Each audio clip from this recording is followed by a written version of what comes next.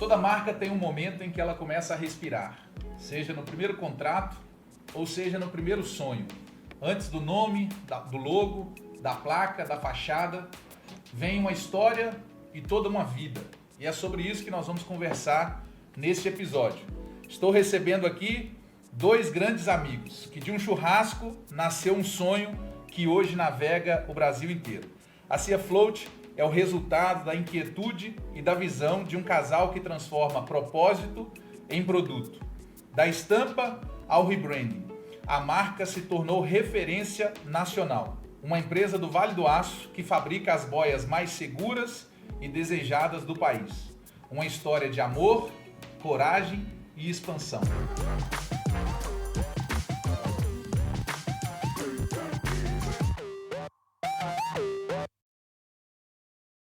E para contar essa história, estou recebendo aqui dois grandes amigos, Guilherme e Tabata. Sejam muito bem-vindos. Estou muito feliz de bater esse papo com vocês hoje. É uma honra estar aqui. Você acabou de dizer aí, né? Através do churrasco, o processo começou, né? Ou seja, se aquele churrasco não tivesse acontecido, né, velho? A empresa não tinha nascido. E tem um detalhe dessa história, que eu não sei se vocês sabem. Eu recebi uma mensagem da minha irmã. Sim. E ela falou assim, vem jantar aqui em casa. Eu falei, ótimo. Juntei minha família e fui. Quando eu cheguei lá, tava rolando um churrasco com amigos dela, né? Que na época a gente se conhecia. Então você não estava nos planos. Eu não estava.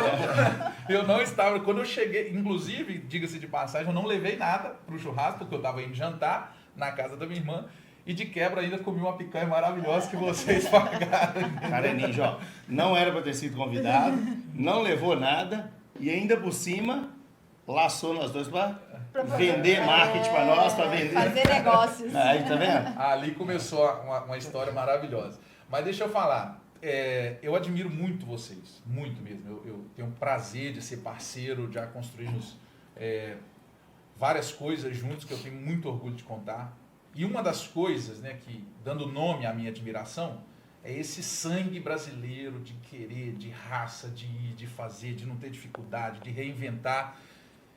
E de onde vem isso, cara? De onde vem esse DNA de vocês hoje como casal? Mas vamos falar de forma individual primeiro. Qual que é o background dessa história? De onde que vem esse sangue empreendedor, essa vontade de vencer? De onde vem esse DNA de vocês? Vem da dificuldade, na verdade, né? Da falta de opção. Bom brasileiro. Porque eu e a Tabata, nós não éramos, vamos falar assim, empresários, empreendedores, né? Não tínhamos nada de empresa. E a Tabata trabalhava em banco, né? Eu também trabalhei, na verdade eu conheci ela quando ela trabalhava no banco. Trabalhei um tempo no banco também com ela. E depois eu fui ser funcionário público, né? Eu me tornei funcionário público, ela continuou no banco. E a gente resolveu mudar de vida, né? Na verdade a gente quis sair do país uma época. E naquela história de preparação para sair do país, a mãe dela foi acometida por um câncer, véio. E eu falei, e agora, como é que vai, né? A gente tinha casa, tinha vendido casa, tinha tudo que a gente tinha vendido. E agora, como que vai embora, né? E deixa a mãe dela para estar na situação que ela estava. Aí foi, o empreende ou nada, né? E a Tabata sempre teve essa pegada comercial. Aí foi onde a gente começou a trabalhar com produtos infantis, né? Que é onde nasceu a Baby Story, que no início chamava Tabata Fernandes. Eu lembro. Importados, né? Tabata Fernandes importa. Isso, a gente ia para os Estados Unidos, comprava produtos e ela vendia. E ela conheceu, na verdade, um nicho de mercado que se chama puericultura, né? A puericultura engloba a maternidade. Então, a mulher descobriu que está grávida, ela vai para uma loja de puericultura, ela não precisa de mais nada. Então, naquela loja, ela vai encontrar tudo que ela precisa até uma certa idade da criança, né? Então, a puericultura basicamente é isso. E a gente meio que lançou isso no Vale do Aço. Porque na época existiam marcas que não era comum no Brasil, né? E a gente conseguiu trazer algumas marcas como Philips Avent, MAN, algo que o brasileiro não conhecia, né? E a gente começou a tomar essa proporção. E foi quando a Tata falou, não, agora a gente precisa virar loja, a gente precisa virar empresa. E viramos empresa. E foi o primeiro ponto, né? Aí eu era funcionário público, tinha largado tudo pra gente tentar outras coisas e acabou que a gente precisou empreender. Varanda, Era no ideal? Era no ideal. Na varanda de casa. Na varanda da minha casa começou. Começou. Os clientes iam lá mesmo para conhecer os produtos que trazia, tipo mamadeira, bico, roupinhas da Carter's, que não era muito fácil o acesso, né, das pessoas a esses produtos. Então a gente começou assim, pequenininho. Não, e o vizinho de frente tinha um cômodozinho pequenininho lá, que nem comercial. janela tinha. Não, tinha, não. Vamos sair da varanda, vamos. Toda grande empresa tem uma garagem, né? Essa é a garagem de você. eu me inspirei na Apple, né? Tá, mas tem você, cara, de onde que vem esse DNA assim, que você falou assim, cara, eu sou boa disso? Porque, assim, se eu fosse criar um arquétipo pra você é um furacão, cara. Tipo assim, a gente teve a oportunidade de construir a Utilize agora, e eu te mandei essa mensagem. Eu falei, tá, você tem um negócio assim, na comunicação que você vende literalmente o avião caindo, velho. Eu acho que a Utilize vendeu antes de poder vender, antes de ter, sabe? Tipo assim, sim, por sim. quê? Porque a Taura chegou, botou a cara sabe? E encantou ali, já cativou. Sim. De onde que vem isso, assim, na sua vida? É difícil, assim, é algo tão natural, sabe? Eu amo venda, eu gosto demais de vender. Eu comecei vendendo Avon, 13 anos. Então, assim, depois comecei com os produtinhos na Baby Store e agora chegou a Utilize. É um negócio que vem, assim, da alma mesmo. Você vende... Aquilo é gratificante, você vê que o cliente, você fala do produto e ele realmente, não, isso aqui é muito bom pra mim, eu vou levar. Ai, é muito E engraçado que a gente fala que venda é emocional, mas a gente fala isso quando é para vender, né? Não é, na verdade é para comprar. A gente vende como vendedor, porque quem está comprando com a emoção. Sim. A fala da Tabata é a dupla, né? Tipo assim, a pessoa compra pela emoção e ela vende com a emoção. Não, e uma coisa interessante, Lucas, é o seguinte, muita gente... vender não está no sangue. Vender você aprende, né? Isso é fato. Mas tem gente que já tem um dom e não percebe que tem esse dom, que é o carisma, sabe? E carisma é dom, cara. Ou você tem, ou você não tem. E você sabe aquela pessoa que você tem prazer em ficar perto dela, aquela pessoa que é gostosa, aquela pessoa que é legal no churrasco, sabe? Você trocar ideia.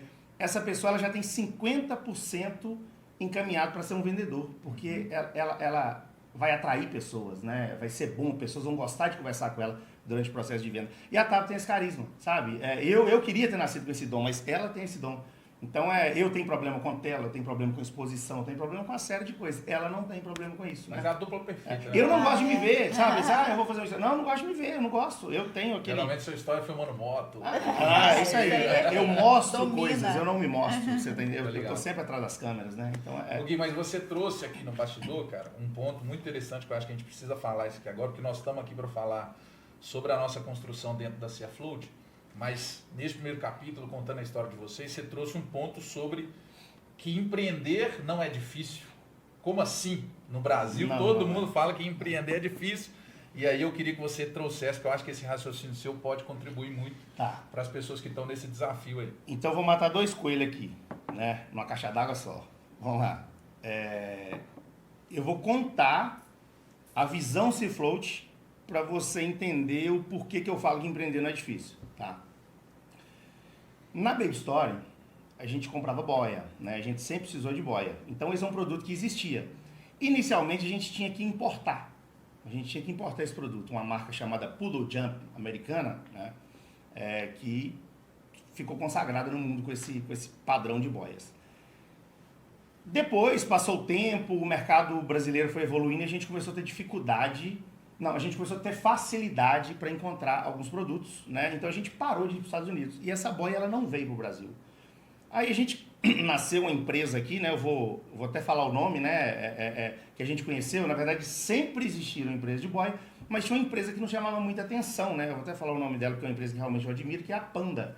Tá? Uma empresa muito bacana.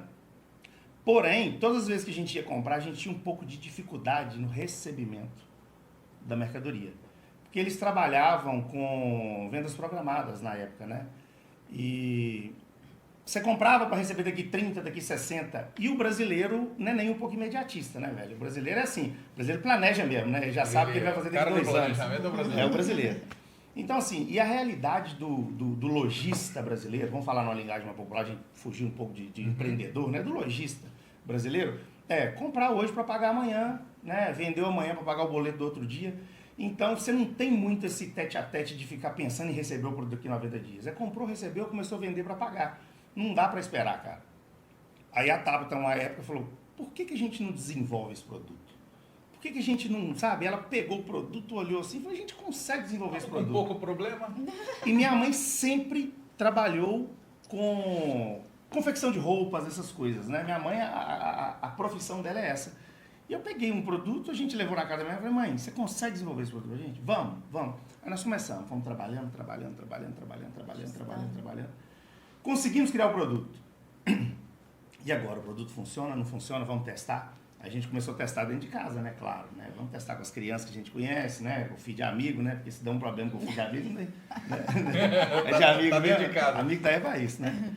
Então, cara, a gente começou a testar o produto até a gente ganhar confiança no produto. A partir do momento que a gente ganhou confiança no produto, eu preciso ver como que esse produto vai se consolidar no mercado. Aí entrou a Baby Story. Somente a Baby Story vendia. Por quê? Se tiver qualquer problema, qualquer ajuste que precisar ser feito, é fácil de resolver e os clientes vão realmente trazer essa informação para mim. Porque aquele cliente que entra na sua loja é mal atendido e vai embora, ele te quebra. Agora, aquele cliente que entra na sua loja é mal atendido e reclama, ele te pontua um erro, então você ajusta, né? Então a reclamação ela é bem-vinda, né? Então a gente precisa saber filtrar ela para poder ver se realmente é somente uma reclamação ou se tem, né, realmente alguma importância aquilo. Isso. Então a gente conseguiu fazer isso. Chegamos num ponto que eu falei assim, cara, a boia tá pronta. A boia tá pronta. Já vou entrar na questão do empreendedorismo. E agora, como a gente vai viver de produzir para Baby Story? Não dá. A gente não consegue, né? Não tem fluxo e tal. A gente precisa vender Brasil. Mas para a gente vender Brasil, a gente precisa ter know-how. A gente precisa ter algo que realmente consolide, sabe, né? Falei, cara, a gente precisa de um órgão que homologa esse produto, um órgão certificador. A gente correu atrás de uma empresa que certificava Inmetro.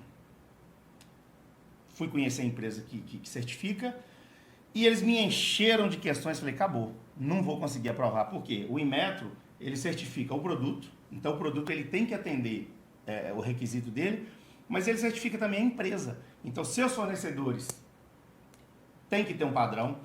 O seu saque, cara, tem que ter um padrão. Então, eles auditam o seu saque. Peraí, você vai vender para o mercado. E na hora que tiver um problema, como que eles vão fazer contato com a empresa, né? Vai começar a trabalhar a rotulagem do produto, enfim. A gente conseguiu padronizar o produto. E a gente fez um trabalho tão bem feito, cara, que nós não tivemos uma reprovação. O produto ele foi aprovado em todos os aspectos de primeira, a empresa foi aprovada em todos os aspectos assim, de primeira. E eu falei, cara, a gente estava trabalhando certo e não sabia, né? E aquele medo de dar errado. Aí a gente conseguiu homologar o produto. Falei, agora pronto, agora não sou eu mais falando que o produto é bom. Agora é o Inmetro certificando isso, né? Aí entra aquele ponto. Eu empreendi, eu criei um bom produto, eu certifiquei pelo Inmetro, e agora? Como que vende? Me fala. Entendi. Então, na sua visão, empreender é fácil porque o difícil é vender. O difícil é vender, cara. Empreender é fácil. Todo dia você vê um cara montando aí vamos pegar as coisas de momento, né? O bolo de pote. Todo mundo começou a fazer bolo de pote, mas 1, 2, 3 empresas só que sobressaíram. Né? Aqui em Patinho, por exemplo, a gente tem empresas grandes, docerias grandes aqui, que começaram pequenas e né? Estouraram, porque eles souberam vender. Né? Isso que é o que é interessante, sabe, velho? Cara, doideira demais seu pensamento, por quê? Porque a gente tem uma estatística que em 2 anos, 3 a cada 5 empresas fecham no Brasil, né? De empresas que abriram. E é interessante seu ponto de vista, cara. Eu me senti incomodado na primeira vez que você falou, mas eu te ouvindo agora, eu vejo que faz muito sentido isso. Porque as pessoas quebram porque não conseguem fazer aquele produto virar venda. Vender. Você é muito bom no que faz, mas você não se vende, então não resolve. Né? Tem coisa ruim que vende mais do que coisa boa. Porque tem alguém por trás conseguindo fazer mercado naquilo, entendeu? Então, assim, é até difícil fazer essa analogia, mas é uma realidade. Caramba. Se você é empreendedor, está nos assistindo aqui, ó, já começa a revisitar o seu grupo de vendas, né? Já começa a testar para ver se o seu... Porque às vezes você tem um produto bom e o que te falta é uma boa estrutura comercial, com boas pessoas, né? No comercial. Vamos lá para o capítulo da Cia Float, porque a gente já falou da concepção do produto, mas eu entrei nessa história em algum momento. Né? A gente já falou aqui que foi na picanha e um bom brasileiro é o melhor jeito de começar um negócio, que é comendo carne, tomando uma coca gelada. Tem mexidão. E aí vamos lá agora para esse dia, né?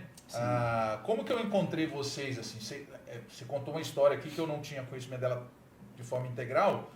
que é a transição, né, da Panda, do desejo de trazer o produto, de criar o produto da sua mãe, enfim. Aquele dia do churrasco lá foi qual etapa desse capítulo? Você já estava com o produto, já estava vendendo, queria expandir? Qual era o sentimento que estava? Na verdade é o seguinte, na minha adolescência, né, quase chegando à fase adulta, eu trabalhei um pouco com essa questão gráfica, né? Então eu tive uma experiência com CorelDRAW, né? Eu fiz uns trabalhos de web e tal. Já viu ele travando bastante agora. Demais da conta, demais da conta. Então eu tinha aquela noção. É tanto que, começando a Float, eu criei a logo, né? Dentro das minhas limitações, porque eu sou péssimo com criativo. Sou péssimo. Eu consigo enxergar, mas eu não consigo executar. Você entende o que eu estou querendo dizer? Entendo. Aí eu criei a marca, né? Criei a logo. E as primeiras boias, as primeiras estampas fui eu que criei, né? Eu me orgulho, né? A Hero, Space Dino. A primeira, na verdade, foi a Fundo do Mar, né? Que tem a estrelinha. Tem foi a Flamingo também. Flamingo Beach. A outra Flamingo foi você quem criou, né? Mas aí, enfim, essas eu criei. Mas assim, sabe aquele negócio que eu perdia 200, 300 calorias para tentar fazer sabe, a mente fritando, cara, e não conseguia encaixar as coisas e tal. Não posso jogar isso na mão de qualquer um, porque o cara tem que ter a mesma visão de visual que eu tenho, você tá entendendo? Eu não consigo executar, mas eu consigo imaginar o que eu quero, né? Eu quero fazer igual no futebol, a cabeça pensa, mas o corpo não executa, entendeu?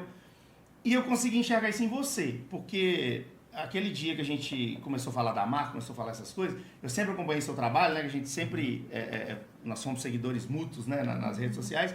Eu já acompanhava o seu trabalho e eu via que você tinha aquela pegada do vetor. E é isso que eu queria. Do flat, né? Cara, é isso que eu precisava, né? Então, assim, a mídia digital às vezes vai para um lado, né? Que eu precisava ir na contramão dela. A cada dia a mídia está ficando mais realista, né? Hoje um exemplo é a IA que nós temos aí, que ela cria, né, perfeição, né, em tudo que se pede, mas eu precisava ir pro arcaico, eu precisava ir pro vetorzão, sabe? E das pessoas que eu conhecia, você fazia esse trabalho. Eu já observava, né, nas suas divulgações e você já conseguia lançar isso. Eu falei, cara, é o Lucas. Só que eu não conhecia o seu lado desafiador da coisa. Você tá entendendo? Eu não sabia que você gostava do problema, né? Eu não sabia que você entendeu? Sabe que você não pode falar duvido, né? Você falou duvido, você cutucou ele. Dá um jeito. Então, assim, naquele bate-papo, eu falei, não, o Lucas gosta de desafio. O Lucas gosta de desafio. Eu falei, é aí que nós vamos, né? Nós vamos tentar. Quem sabe dar certo, né? E, cara, de primeira, você já começou surpreendendo a gente, né? Nossa. Naquela levada, você criou a estampa Dinossauros. Foi um boom. E desde que ela foi criada, ela é a top 1 de vendas. Que isso, eu ia te fazer essa pergunta. Ela é a top 1 de vendas, a mais cara. vendida. Ela é a top 1 de vendas. Ela não é a minha preferida, viu? Não é a minha preferida também, não é não, mas é a top 1 de vendas. A minha época é a que mais vende. Vamos lá, qual é a sua preferida? Cara, eu vou falar com você que historicamente eu tenho um apego muito grande pela Rabisco, eu acho que ela vendeu pouco. Porque ela foi desafiadora, mas é aquele negócio, né? Eu fiz pra mim, assim, eu imaginei o mundo ali da criança rabiscando, então eu coloquei a Rabisco. Eu gostei muito das cores, eu gosto muito de amarelo. Minha primeira marca, na época do L3, Logo Create, ela foi preta, branca e amarela. Só que eu tô num apego na Amorango agora, que a gente lançou na última edição, que eu acho que... Eu não tive tempo de me apaixonar por ela. A manga, um dos braços dela ficou parecendo aquela bala frutela, sabe? Nossa, cara, eu acho que... Mas enfim... Eu tenho duas. Primeiro, pra mim, é a Flamingo mesmo. Aquela roxinha que você criou. E segunda é a Candy, cara. A Candy também é linda também. Eu acho massa. E você, Tava? Dinossauros, né? Que pra mim é a mais a que mais vende. E a Flamingo. Que é a que mais vende também, a roxinha. Porque a outra é a Flamingo Beach. Beach. A rosa. A rosa. Ô Gui, você trouxe um ponto aqui, cara. Deixa eu só voltar um pouquinho. Porque você falou, quando você foi me escolher ali para fazer a primeira coleção, você trouxe um negócio que é muito interessante. Por quê? A minha missão não era satisfazer a sua vontade, Gui, né? Porque, na verdade, a sua vontade, Gui e Tabata, era a consciência que vocês tinham da tendência, da necessidade do mercado. Então olha como que é interessante você analisar dessa forma, que cada um lá na empresa, né, hoje eu atuo como Head de Marketing no grupo TGPM, o Renildo, que é o nosso CEO, ele sempre fala isso, nós temos isso lá como tese, sabe? Pessoas certas nas cadeiras certas. Sim. E cada um desempenhando o seu papel de especialista. Então, qual que é a especialidade de vocês, cara? É olhar para o mercado e identificar ali a estratégia, né? Como que nós vamos seguir. E aí, a partir disso, você precisa de alguém que pegue na sua mente o que você pegou da mentalidade do mercado e se traduza com a sua skill. Então, assim, fazendo o trabalho reverso, a minha skill naquela hora, a minha habilidade era de designer. Então, eu conseguia criar o produto. Sim. E eu vou contar um detalhe interessante dessa história de criar o produto. Mas a minha especialidade era essa. E eu tinha como especialista que herdar o pensamento de vocês sobre o produto. Eu falo muito que branding é respeito, cara. Eu não posso ser um profissional que cria as coisas a partir da minha própria vontade. Não é egocentrismo, né? Sim. É clientecentrismo. Então, eu herdei de vocês a consciência sobre o produto. Então, o design flat, as cores, a gente discutiu isso nessa última coleção. Sim. O cara não tá na cor, na linha. E aí eu herdei isso com muita submissão, fizemos. Só que vocês também não estavam brotando aquilo ali do umbigo de vocês. Vocês estavam Podia de ter olho. trago as boias novas, né? Mas eu vou colocar isso aqui na tela. Eu coloco uma inteligência artificial para trazer elas aqui na tela. Mas o que eu queria contar de interessante é que quando vocês me convidaram para fazer a primeira coleção, eu juro que eu não lembro como que eu consegui o modelador 3D que fez o mockup das boias para mim. Foi um negócio tão visceral, aquele lance do desafio, fala que duvida, que naquela época vocês tinham um processo que era, vocês tinham que fabricar uma unidade para vê-la pronta, né? E aí eu falei, cara, isso não é viável. Porque o vetorzão ele é flat de tudo e não te dá noção nenhuma. Vamos ver o mockup, né? Vamos ver o mockup. Aí fui pra internet pesquisar mockup e tal. A boia de vocês não tem um mockup pronto na internet, que é um produto muito específico. Sim. Mesmo em versões pagas, paguei plataformas de mockup e tal. E na época, hoje é muito mais evoluído, inclusive com inteligência artificial. Mas na época não tinha. E eu lembro que eu saí varrendo a internet para buscar um modelador 3D. E eu descobri um cara no Nordeste que eu só tenho contato, eu não sei de onde que nasceu o contato desse cara. No Nordeste. Achei a gente esse estava comentando cara, isso ali fora agora. Por que não é em São Paulo, né? No Nordeste. achei esse cara, ele chama Edunilson. Achei esse cara, falei, cara, você modelaria esse produto? Ele falou, modelo. E aí eu consegui, a última coleção fiz com ele também, então a gente tem uma parceria que eu consigo entregar a estampa e ele entrega aquele mockup, inclusive, que vocês usam nas divulgações da boia. Eu acho esse detalhe da nossa história muito legal, porque assim, cara, a gente fez uma parceria aqui e brotou uma parceria com um cara lá do Nordeste, que eu não sei de onde que eu achei esse cara. Inclusive fiz um outro trabalho na área do imobiliário com ele, que ele é modelador daqueles efeitos que o prédio brota do nada, assim, sabe? Que ele consegue. Ele faz isso, ele é um modelador 3D, cara. O cara é extremamente competente e a gente conseguiu fazer, o que facilitou muito, né? Que agora você não precisa fabricar mais, você já consegue ver a boia pronta. E, inclusive, nessa última coleção, a Alita, minha esposa, até comentou, falou, cara, na hora que ela viu a moranga em cima da prateleira lá da loja, já vendendo, ela falou, já tá pronto.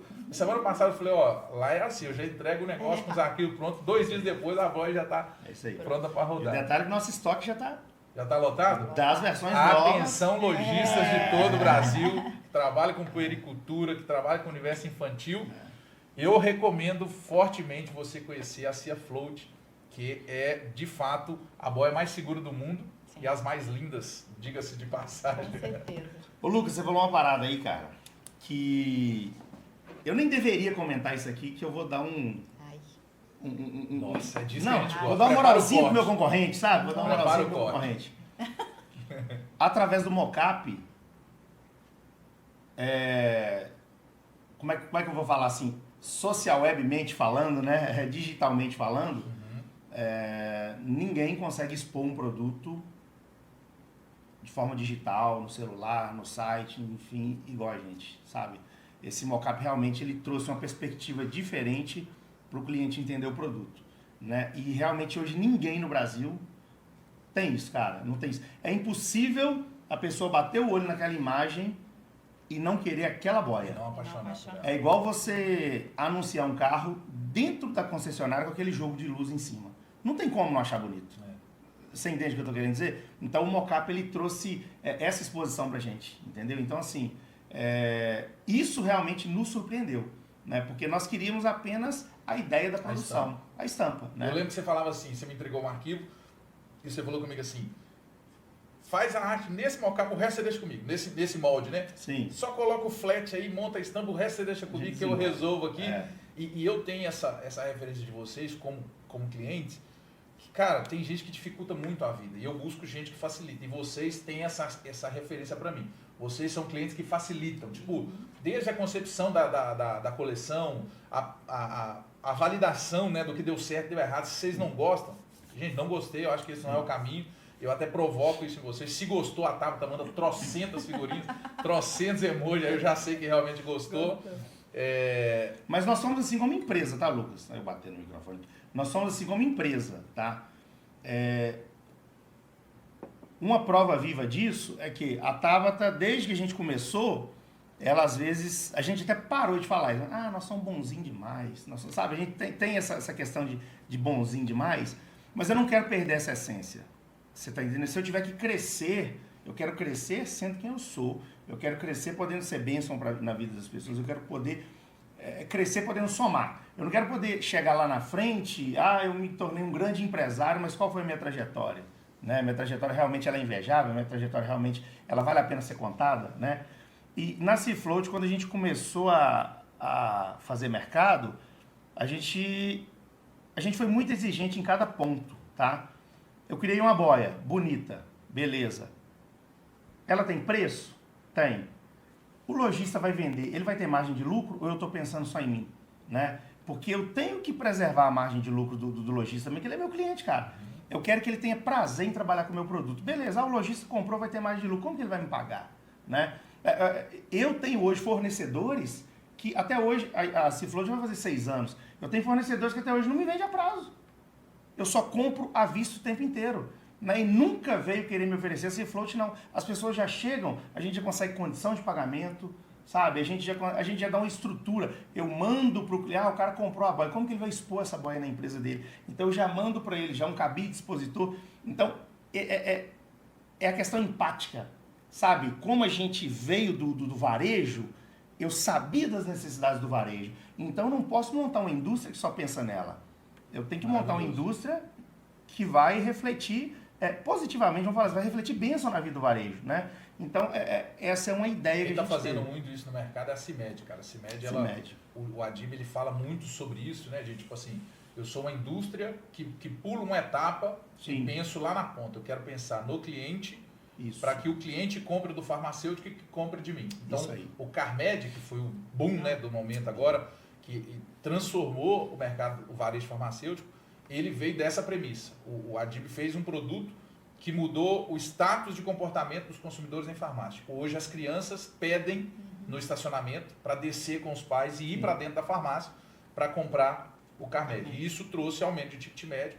E literalmente, o background é esse sentimento. É a indústria que pensa no consumidor.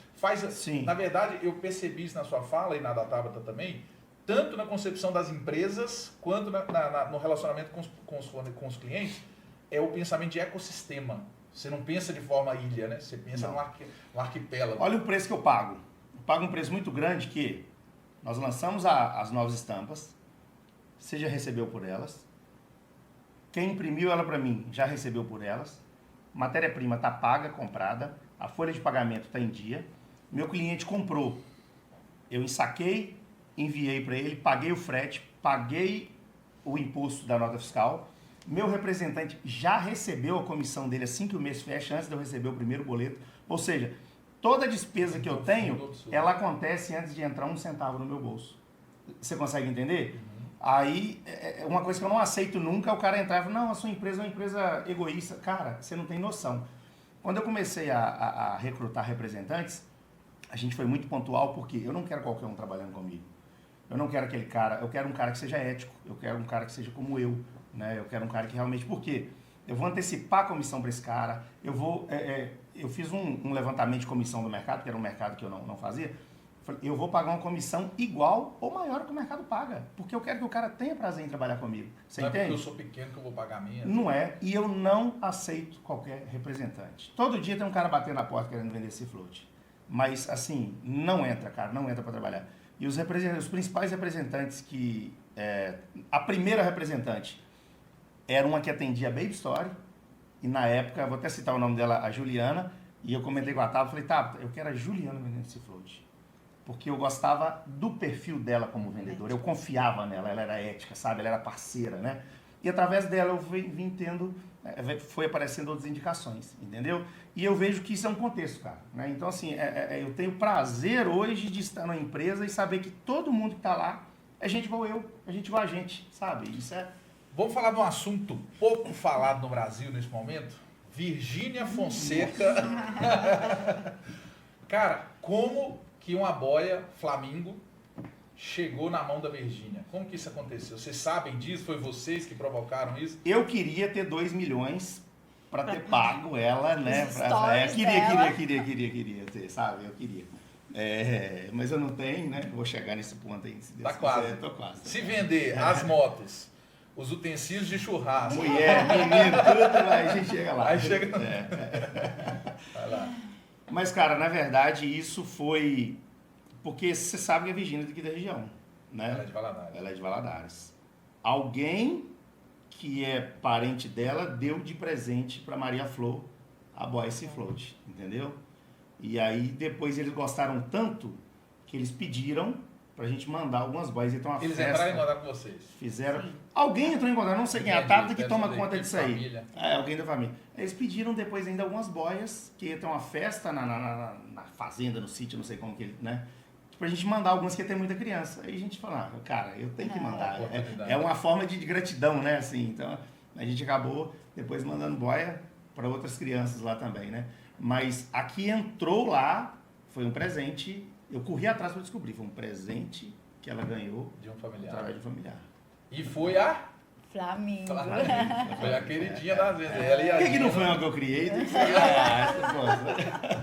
Cara, que história assim massa, né, velho? A Virgínia, a pessoa talvez mais falada no Brasil nesse momento, usando um produto nosso aqui do Vale do Aço, cara. Eu achei isso genial. Não, assim, não estou trazendo contexto, enfim, mas eu falo porque, assim, a gente chama claramente de Deus, né, cara? Ontem eu tive a oportunidade de ministrar a palavra e eu falei sobre isso, cara. Você não precisa sair daqui e ir para lá buscar a vontade de Deus. Tá? Sabe? Tipo assim, você não precisa sair daqui e correr atrás da vontade de Deus. Você precisa parar e perceber. A vontade de Deus, ela está acontecendo na nossa vida agora, com as dificuldades e com as bênçãos. Sim, né? Sim, não é o contexto da minha vida. Não, Deus está aqui cuidando da gente. E aí, quando você vê, cara, você tem um propósito muito claro, uma identidade, um caráter, sabe? Uma essência muito boa, as coisas acontecem. Isso eu vejo muito claro na vida de vocês. Para muitos é coincidência, para a gente é propósito. É propósito. E qual que é o meu orgulho, assim, cara? As pessoas floreiam muito sobre branding, e na verdade, para mim, branding é a capacidade de você escutar isso e traduzir de forma estratégica, seja num argumento, numa tagline, no slogan, seja num produto, seja na estampa, Sim. seja num processo comercial, seja na contratação, porque quando você fala assim, eu não contrato qualquer vendedor para vender minha boia, isso é branding, Sim. porque a sua essência determina o seu perfil de contratação. E o profissional de branding como eu, ele tem a única e exclusiva missão de traduzir a essência de vocês em argumentos, discurso, palavras, frases, produtos, estampas e etc. E aí a gente cai num capítulo muito interessante, que me orgulha muito também, quando a gente vai falar do logo da Cia Float. Né? Você falou que a primeira versão foi você que criou, e eu lembro que quando a gente criou a primeira coleção, ainda a gente veiculou ela com a logo antiga, que era uma âncorazinha, e aí você trouxe o contexto, né, que era algo naval, ali tinha todo esse contexto, e eu até tentei criar algumas estampas focadas nesse universo, mas depois eu comecei a mergulhar na essência da identidade da empresa e eu vi que a Cia Float não era uma empresa só para o mar, né? Pelo contrário, talvez usa muito pouco no mar e se usa mais em piscinas e etc. Eu falei, cara, a gente está indo numa linha de visual que limita muito a abrangência da marca. Aí a gente chegou na necessidade ali, eu acredito que até pelo crescimento de vocês, de exposição nacional, a gente sentiu assim, precisamos atualizar a marca. Como que foi esse momento para vocês? O que vocês estavam pensando? Foi isso mesmo? Como que vocês perceberam que a marca já não estava acompanhando mais o momento da empresa? Eu tenho Eu até gravei um videozinho esse dia no Instagram, falando sobre bom senso, né?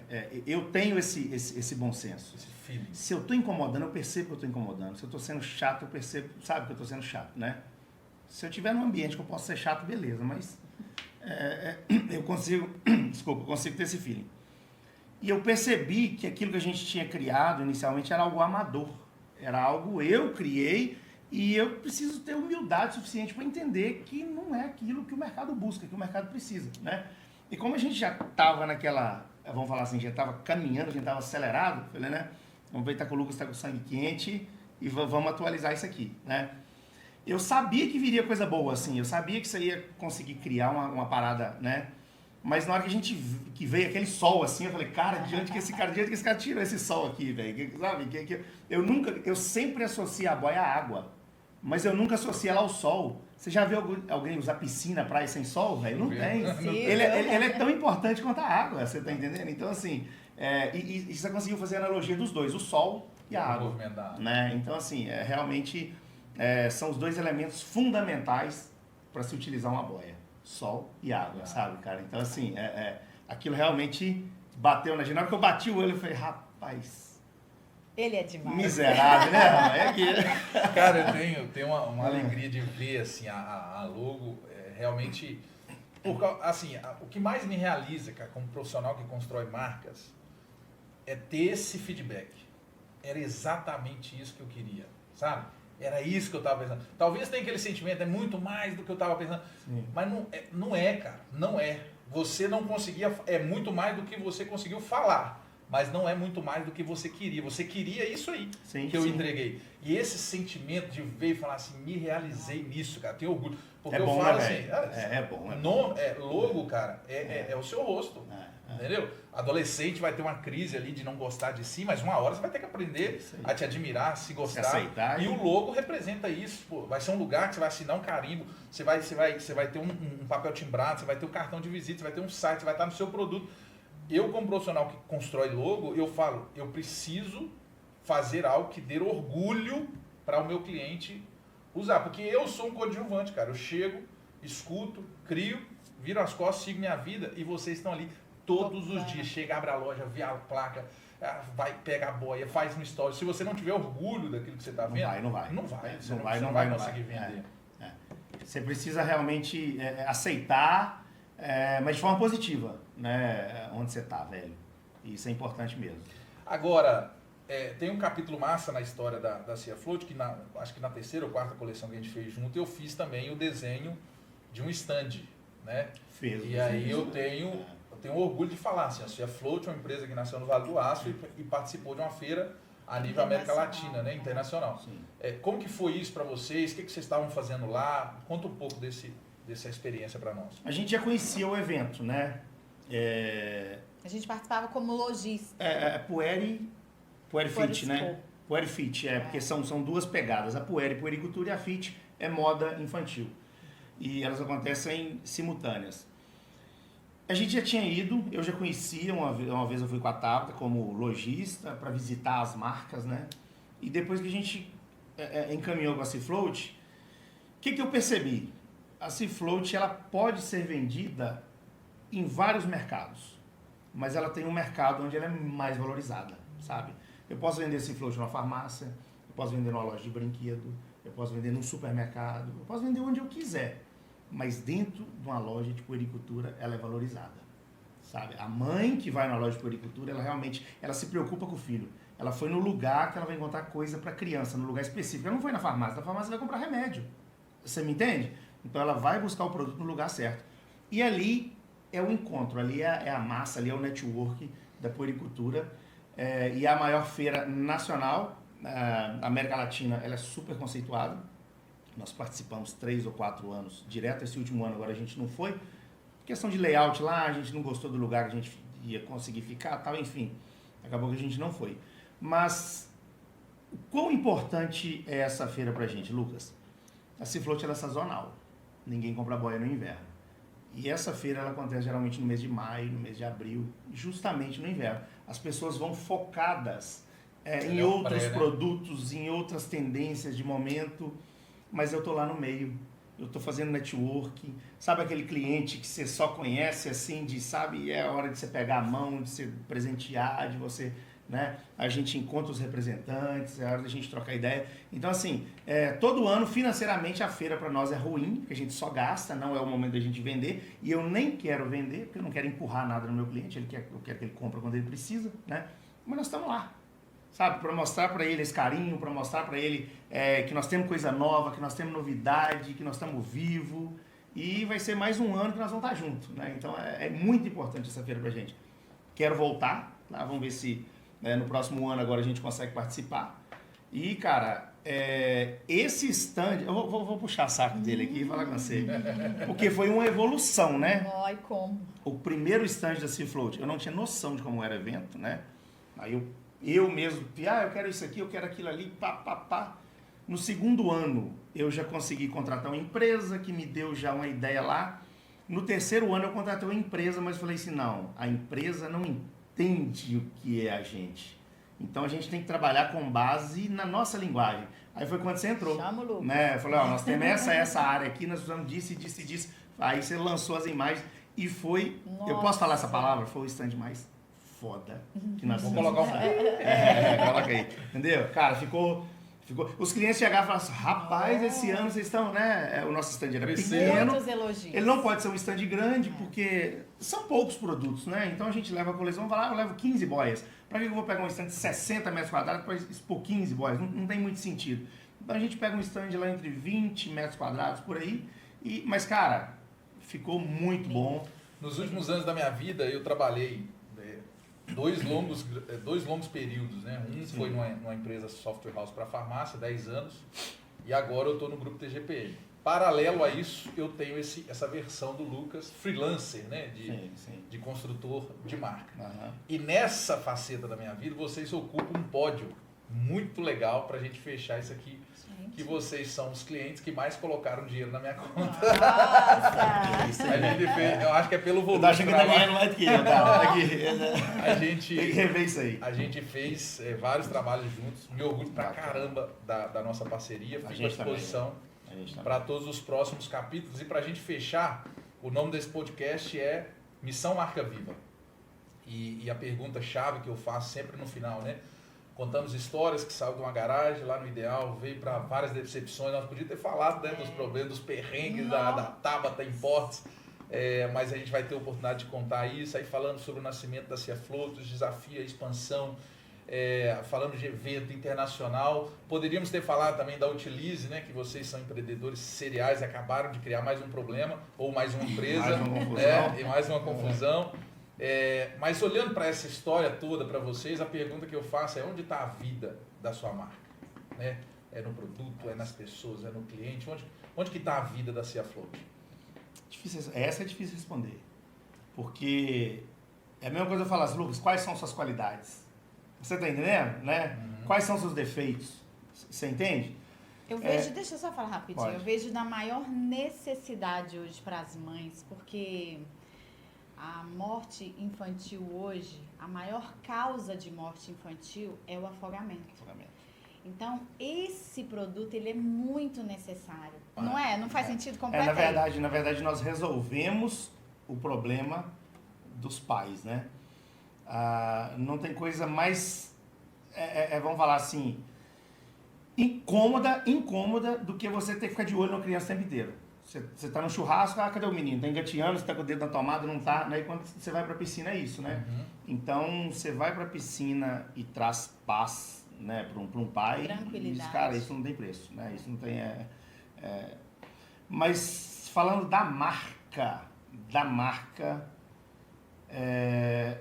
eu te falo que a vida tá nas nossas cores, velho. Sabe?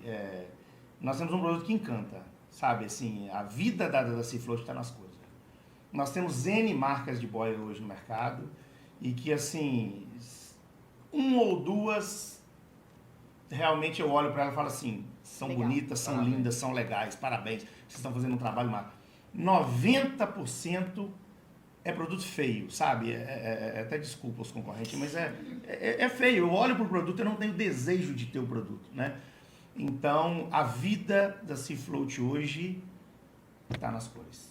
Não adianta o concorrente fazer o mesmo produto que ofereça a mesma segurança que o meu oferece, mas que não tem a estética que ele tem, não tem o atrativo que ele tem, sabe? Então, assim, né, a Seafloat hoje tem esse diferencial. Eu desafio uma mãe hoje, bater o olho na Seafloat e falar assim, não é essa que eu quero pro meu filho. Alguma das estampas ele vai gostar. Não tem como, cara, não tem como. Eu te falo mais ainda. Se você for presentear uma criança, qualquer uma estampa masculina, ele vai gostar. Qualquer uma estampa feminina, ela vai gostar. Tem a preferência, mas não tem aquela que você fala, essa é feia. Não tem, cara, sabe? É isso aí, pessoal. Contamos a história de mais uma marca que está viva e tem várias histórias para contar que comprova isso, onde branding se traduziu em crescimento, em expansão, em superação, em cliente-centrismo, né, em garra, em determinação. Sim. E essa foi a história da Seafloat, que eu tenho o privilégio de fazer parte, um percentualzinho ali, construindo junto com esse casal que tem minha admiração. Muito obrigado pela participação de vocês. Estou muito feliz com essa prosa, acho que foi maravilhoso e tem muito insight legal aqui para quem está nos assistindo poder colocar em prática lá. Viu? Obrigado mesmo. Tamo junto. Você comentou comigo sobre o branding, em respeitar o que o cliente quer, mas executando o que você tem de melhor, né? Que é realmente a pegada da coisa ali. A gente vive, não vou falar que a gente vive muito isso na Seafloat, não, mas a gente tem esses tropeços às vezes. Aparece uma marca ou outra, até marca conceituada, uma marca grande, querendo que a Seafloat produza algo exclusivo para eles. Só que às vezes o cara é tão grande que ele quer entrar na jogada e falar assim, eu quero que você faça do meu jeito. Aí é a hora que eu preciso cortar, eu falo, você já produziu boia? Não, você entende de boia? Não, então de boia eu entendo. Você pode me falar o que você quer, mas nós vamos pegar e dentro da experiência que a gente tem, a gente vai produzir aquilo que a gente quer, sabe? Então isso que você comentou é muito importante. Você respeitar, você executar o que o cliente quer dentro da sua capacidade, né? Com seus dons, com seus talentos, entendeu? Então isso, cara, vira e mexe, a gente deixa de fechar um contrato por isso. Porque eu sei que o cara vai tentar aplicar uma ideia que não vai vender. Então é isso, senhoras e senhores. Essa foi a história do Guilherme e da Tabata por trás da marca Seafloat, uma marca que se mantém viva ao longo da história. E a pergunta que fica para você é, onde está a vida da sua marca? Até o próximo.